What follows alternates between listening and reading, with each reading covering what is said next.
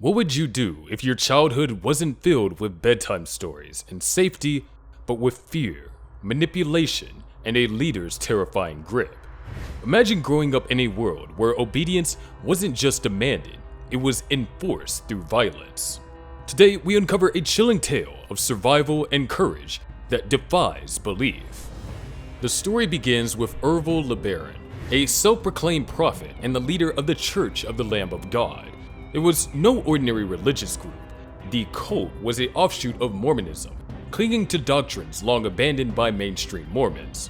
One such belief was blood atonement, a chilling idea that certain sins can only be forgiven through sinners' death. For those who dared to question or leave the cult, this was not just theology, it was a death sentence. Ervil's charisma and towering presence allowed him to manipulate his followers into carrying out his deadly orders without hesitation.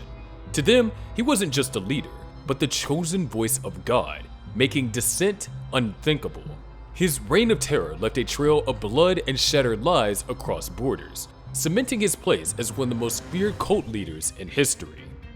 Ervil, dubbed the Mormon Manson by the media, commanded unwavering loyalty from his followers, including his 13 wives and over 50 children.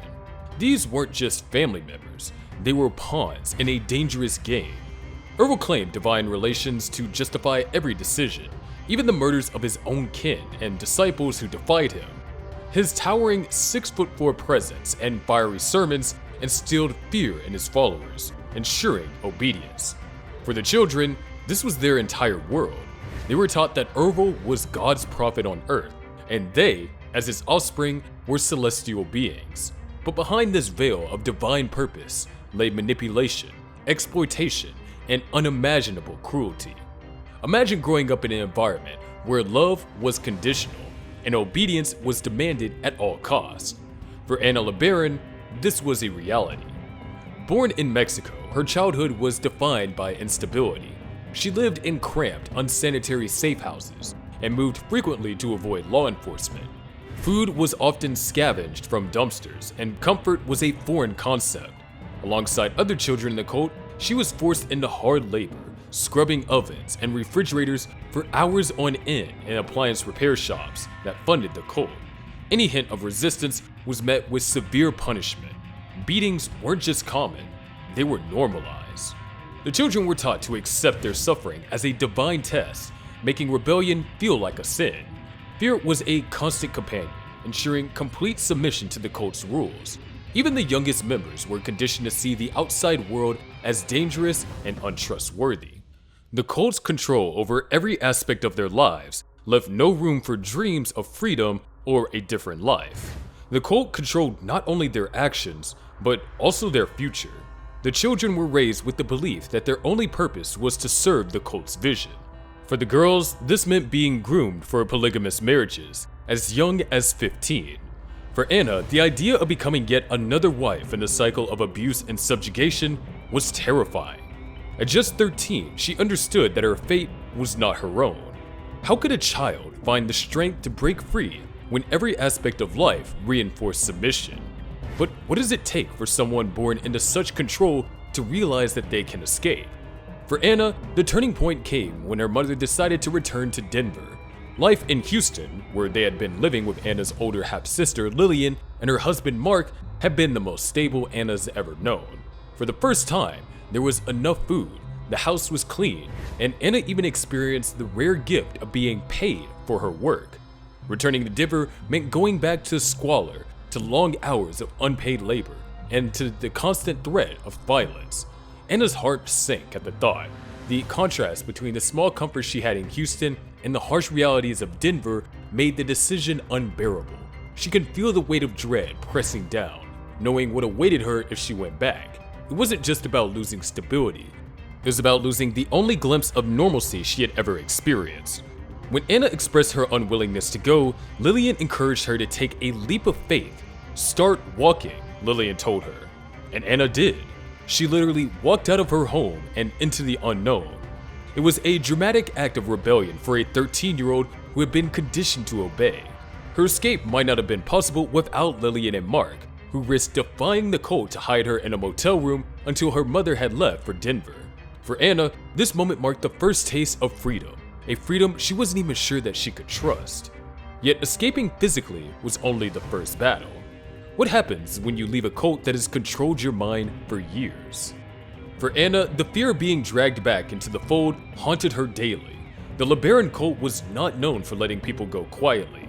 The hit list Ervil had compiled before his death in 1981 continued to terrorize former members for years. His death didn't end his influence. It merely set the stage for more violence, orchestrated by those still loyal to his vision. Anna constantly looked over her shoulder, unsure she would be the next victim of the cult's revenge. The psychological grip of the cult was so strong that even freedom came with the shadow of fear and uncertainty.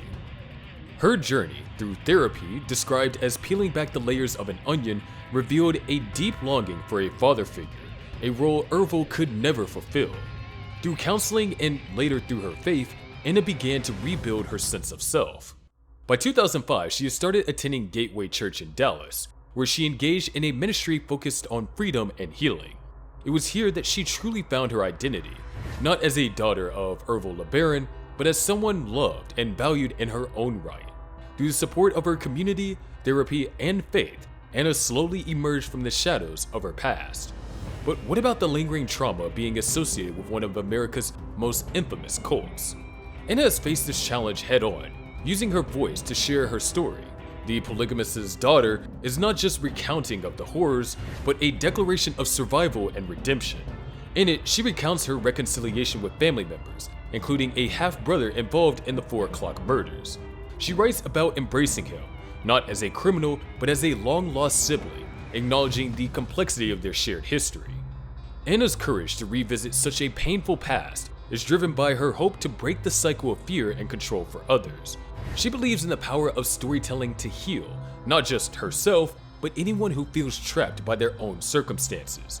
Her book has become a beacon for those seeking to understand the lasting impacts of cults and for others striving to escape cycles of abuse and trauma. It stands as a testament to the resilience of the human spirit. Through her book, she seeks out not just to educate, but to foster understanding and compassion for those who grew up in circumstances beyond their control. For Anna, telling her story is a way to redeem the LeBaron name and inspire others to reclaim their own lives. If stories like Anna's inspires or intrigues you, dive deeper into her memoir, The Polygamist's Daughter. It's a journey of survival, courage, and redemption that shows how hope can emerge even in the darkest situations. Don't forget to like, subscribe, and share this video to help spread awareness of stories that reveal the strength of the human spirit.